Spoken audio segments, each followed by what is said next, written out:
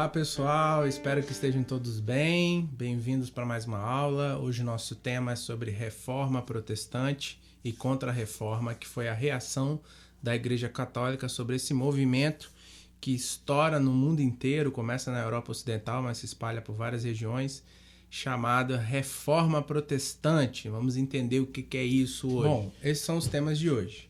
Antecedentes da Reforma Protestante, Luteranismo, Calvinismo, Igreja Anglicana e Contra-Reforma Católica. Antecedentes, o que existia antes do movimento Reforma propriamente dito. Na Idade Média, a Igreja Católica concentrava a riqueza material e determinava o modo de viver e pensar de muitas pessoas. Com essa enorme influência, tornou-se a instituição mais poderosa da Europa Ocidental. Com as transformações ocorridas a partir da Baixa Idade Média, a autoridade da Igreja e algumas de suas práticas passaram a ser questionadas. E quem eram as pessoas que questionavam isso? São antecedentes da Reforma. São antes dos caras que vão questionar na Reforma. Quem eram eles? Eu cito dois exemplos aqui.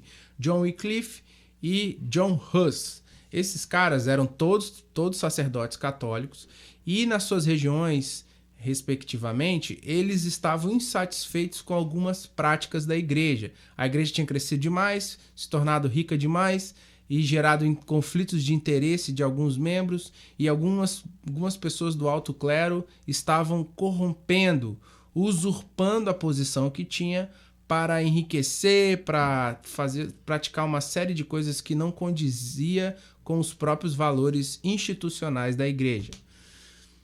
O resultado disso é que o movimento protestante vai se espalhar de contestação a essas práticas em várias regiões da Europa Ocidental. Aqui alguns exemplos. Esse aqui é o mapa da Europa Ocidental. Cada um aí, se você acompanhar pela legenda, você vai ver que cada cor representa do protestantismo, onde ele ganhou mais terreno, mais adeptos. Por exemplo, o luteranismo se concentrou muito mais numa parte aqui da Alemanha, essa parte mais verde, e mais para o extremo norte da Europa. Enfim, o fato é que existiam alguns fatores que explicavam isso. Que fatores eram esses? O principal dele era o atrito entre o clero e a burguesia. A burguesia estava nesse contexto, com a retomada do comércio, buscando o seu posicionamento social. O problema é que, para ela fazer isso, como ela não era alguém que detinha riqueza por berço, ela trabalharia para acumular essa riqueza, ela conflitava com um princípio católico que era defendido por toda a Europa medieval, que era a ideia de que o ser humano, a pessoa, não deve buscar ou ter os olhos voltados para o acúmulo de riqueza, que isso é uma coisa ruim, inclusive. E, além do mais, a igreja também condenava a prática da usura, que é o quê? Que é aquela história dos banqueiros. Alguns desses burgueses se tornam banqueiros, nós já vimos isso em outra aula, e isso era algo pecaminoso. A Igreja Católica condenava isso. Alguém emprestar dinheiro ao seu irmão e cobrar juros por isso era um pecado.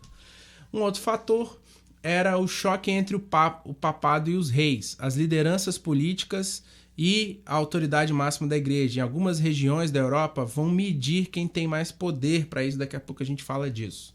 Um terceiro fator, a riqueza material e a extravagância de alguns clérigos. Algumas famílias católicas tradicionais da Europa vão ter fortes influências no alto clero, alguns vão ter representantes da família exercendo até a figura de papado.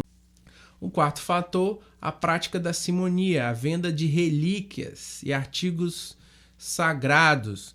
É uma feira absurda de tudo quanto é coisa, que dizia assim, vendo pedaço da cruz de Cristo, a coroa de espinhos, só que haviam milhares de objetos disso, e na verdade nenhum deles era original, e se usava da fé para enganar as pessoas, vendendo e enriquecendo com isso. A gente já viu esse filme, hoje a gente vê outras instituições religiosas praticar o mesmo pecado, vamos dizer assim. O outro fator era a comercialização das indulgências, que era o perdão dos pecados, inclusive garantindo lugares no céu.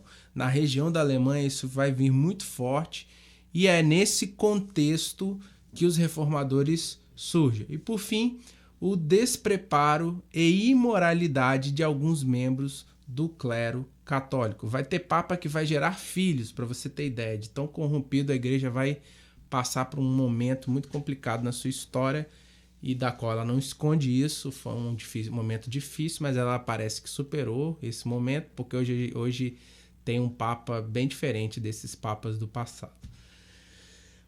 No início do século XVI, a comercialização de indulgências tornou-se mais frequente. E aí a ideia era aumentar, intensificar isso para construir a Basílica de São Pedro, essa basílica que existe até hoje. Nesse contexto surge a figura de Lutero. E Lutero surge aonde? Lutero era alemão, ele vivia numa Alemanha num contexto não unificado, a Alemanha só vai se unificar lá no século XIX, então não era um país como os outros, já passando pelo processo de formação dos estados. A Alemanha não estava nesse rolê. A Alemanha eram principados, eram regiões, pequenos reinos com lideranças próprias, então descentralizava. Nesse contexto, havia o Sacro Império Romano Germânico. Esse Sacro Império Romano Germânico, ele exercia mais poder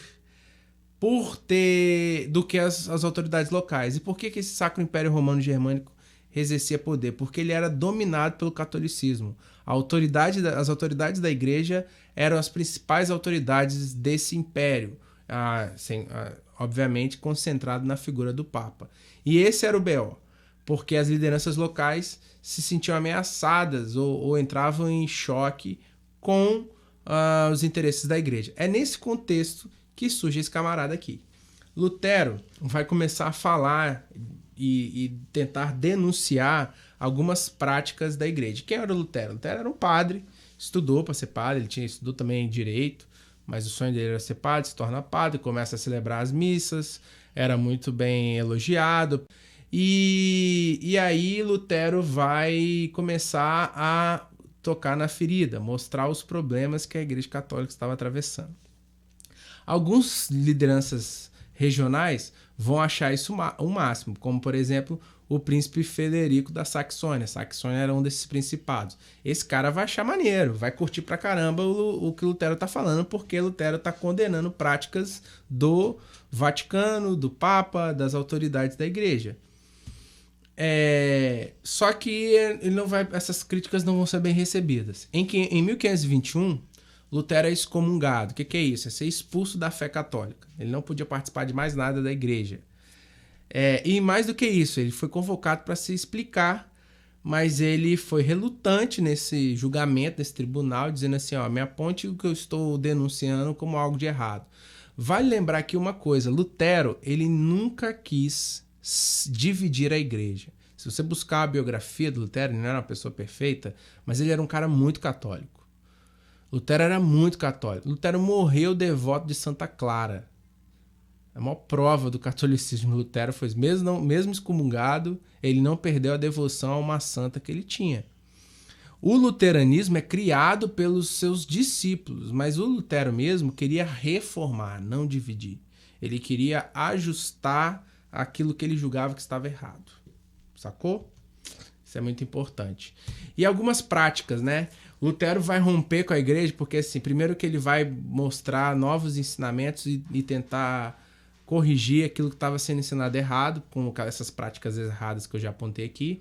E duas coisas, ele vai definir a ideia da salvação pela fé somente, a doutrina do sola fide, esse é o nome, e um outro que vai gerar muito confronto com a Igreja Católica, e uma outra coisa que ele vai causar no Vaticano é essa história aqui, ó.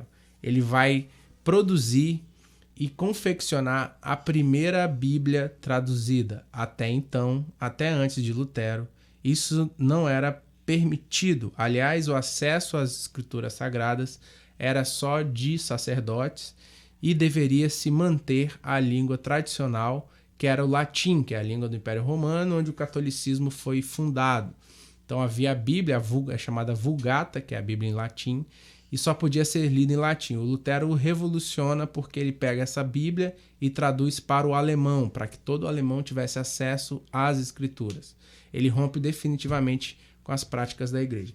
Para resumir, que princípios eram esses desse novo movimento religioso cristão que vai ganhar muitos adeptos na Europa?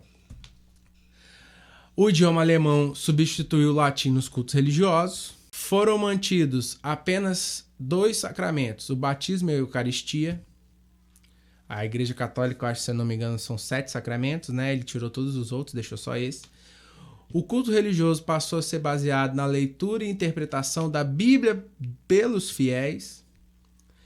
E foram rejeitados a hierarquia religiosa, o celibato obrigatório dos sacerdotes. O próprio Lutero, depois que fora da Igreja Católica, vai casar e tudo mais. Uma curiosidade aqui, nesse contexto, é um período de revolução cultural, invenção da imprensa. Então essa Bíblia do Lutero vai ser disseminada, vai ser divulgada. Depois outros teólogos vão pegar essa Bíblia e vão traduzir para outras línguas e vai popularizar as escrituras sagradas na Europa Ocidental. Aqui é um exemplo, uma capela luterana na região da Escandinávia, onde o luteranismo foi muito forte e ainda tem marcas profundas desse processo. Beleza? Calvinismo. O Calvino vai pegar carona do Lutero. O Calvino era um outro camarada, vivia numa outra região, e ele vai pegar os ensinamentos de Lutero e vai adaptá-los à sua região. O João Calvino pega uma região ainda mais favorável, ainda mais aberta para essa nova interpretação da fé cristã europeia.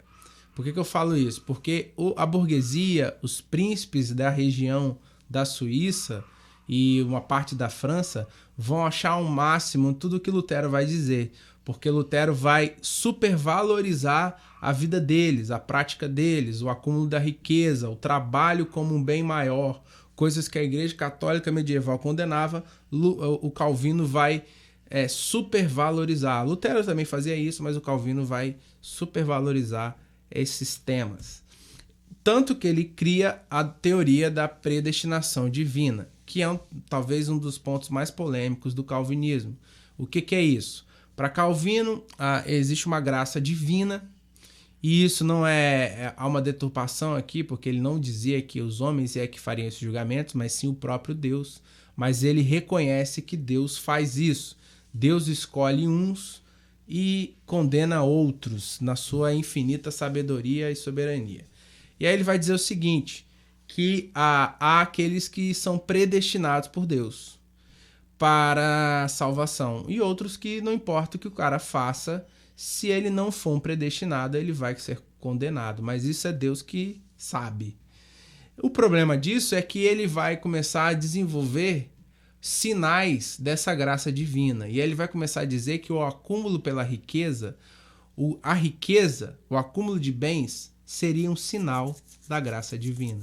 E aí, obviamente, a burguesia e os príncipes vão gostar disso, mas isso vai deturpar completamente os ensinamentos cristãos e vai gerar, por outro lado, vai ser muito bem sucedido no desenvolvimento do capitalismo.